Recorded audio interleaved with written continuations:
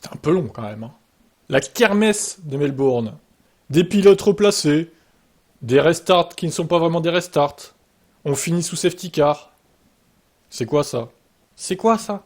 Verstappen qui gagne. Bon, après, c'est vrai qu'il a dominé, donc ça aurait été horrible pour lui de lui enlever sa victoire à cause de tout ça, n'est-ce pas? Comme ça a été minable et dur pour Lewis Hamilton à Abu Dhabi 2021, n'est-ce pas?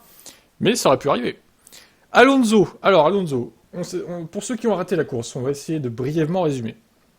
Donc, Alonso se fait éclater suite au premier restart départ arrêté, donc, qui a été causé, donc drapeau rouge qui a été causé par Magnussen. Donc, il y a eu un restart départ arrêté. Voilà, ok. Sauf que Sainz éclate Alonso. Celui-ci repart 11ème. On se dit alors, mais c'est fini pour Alonso. Sauf que non. La kermesse est intervenue, la kermesse de la FIA, et a dit oh, bon, on va quand même replacer les Aston Martin, parce qu'on va prendre le classement un tour avant, du coup. Eh ben oui, c'est quand même mieux. On va faire comme si rien ne s'était passé, voilà. Ça n'a pas existé. Donc on replace les Aston. Sauf que Sainz, il s'est fait pénaliser de 5 secondes. Mais moi, je comprends pas un truc. Pourquoi on pénalise Sainz si finalement on fait comme si rien ne s'était passé au final et on prend le classement un tour avant? En fait, Sainz a été pénalisé pour quelque chose qu'il n'a pas fait, quoi. Ou du moins qui a pas eu de conséquences sur Alonso. Et il se fait baiser, Sainz. Clairement. 12ème. 5 secondes de pénal. Il a aucune chance en plus, vu que la course se termine sous safety car, de creuser de l'écart. Il s'est bien fait baiser de bout en bout. Bon, après, vous me direz, il avait qu'à pas percuter Alonso. Mais sa pénalité est quand même incompréhensible, je trouve. Alors Pérez, il profite de tout ça, lui, 5ème. Alors qu'au final, il était un peu englué à la 7ème place, il avait du mal à remonter. Norris, 6ème, les McLaren dans les points. Norris, 6ème, devant Hülkenberg aussi, 7ème, incroyable.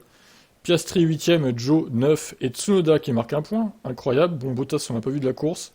Bon, Sainz, ok. Alors les Alpines au restart. Gasly qui éclate Ocon. Oh putain, oh la vache.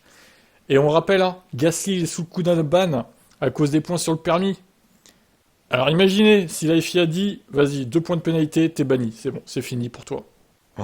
Et ça serait horrible en plus. Parce que bon, il a pas fait exprès, hein, il a pas vu Ocon. Donc à voir ce qu'ils vont décider pour lui. En tout cas, il était 5ème à ce moment-là. Il y avait des gros points marqués pour Pierre. Dommage, hein, franchement. Quel gâchis. Donc il y a 8 abandons dans la course, hein, du coup. Incroyable.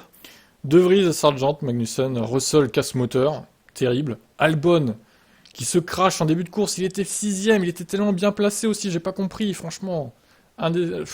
C'est du gâchis ça aussi, franchement. Dommage. Et Leclerc, donc, abandon au premier tour suite à un contact avec Stroll qui l'a emmené dans le gravier. Il n'y a pas eu de pénalité pour ça. Donc au final, c'était bien sympa ce restart sous drapeau rouge. Mais ça faisait un peu kermesse du village hein, quand même. Hein. Je sais pas ce que vous en pensez vous, mais il va falloir vraiment travailler sur la réglementation avec la F1 parce que c'est n'importe quoi. Bref, vous avez pensé quoi de ce Grand Prix? Je vous laisse commenter.